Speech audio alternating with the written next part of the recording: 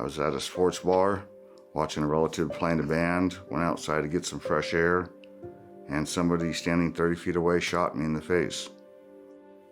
Random, meaning wasn't me the intended target.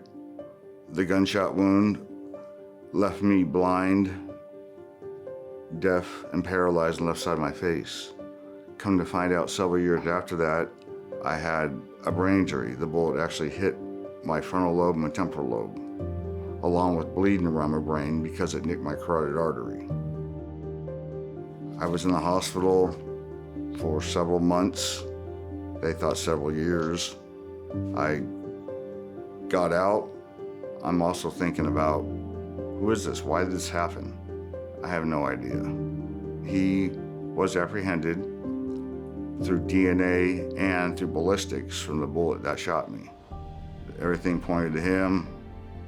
He went to jail. He actually shot and killed somebody else that night after he shot me. So he got life in prison, no parole.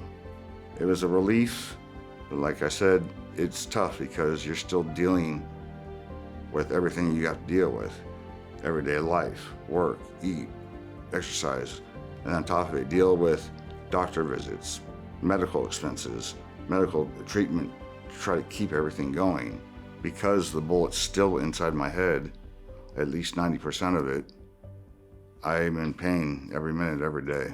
If you had to rate it on a 1 to 10 scale, like right now, I'm about a 7 or 8. It's like somebody took my head and put it into a vice and started squeezing it. My company was great. They let me come back to work. I thought I was working full force. When he first came back from his injury, he was a return employee.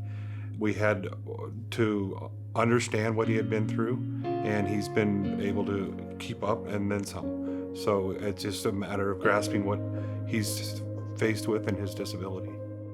He's a great co-worker because of his sense of humor, primarily. I mean, he just makes me laugh every time I see him. And I think that it's probably a key to his success and his ability to overcome the accident that he had.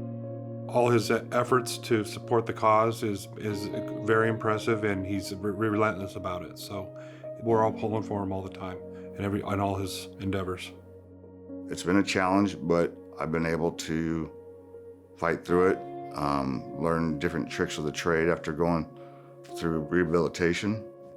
And when that was done, I found a nice group from the rehabilitation center called Brain Injury Alliance of Arizona.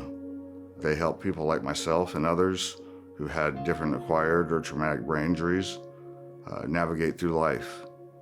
It's been tremendous help, and it's been great because I've met a ton of great people who I think I've never met if I never was shot. After I got involved with the Brain Injury Alliance, Carrie asked if I could be the co-chair or the chairman of the Run, Walk, and Roll.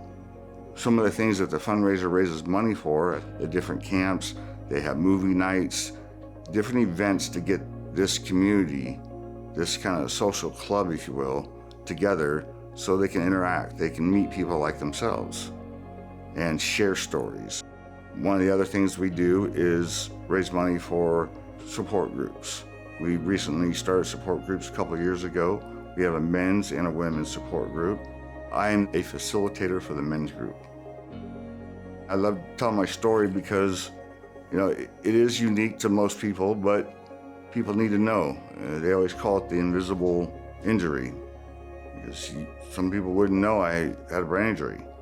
And then when they see me act a certain way or say something that's kind of off key, what's wrong with that guy?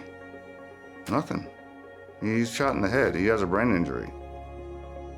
It's a struggle, but what's the other option? Lay down? Nah. I worked too hard to get where I'm at when I got hurt. That's the whole point of life is it's not just the end of the journey, it's the journey.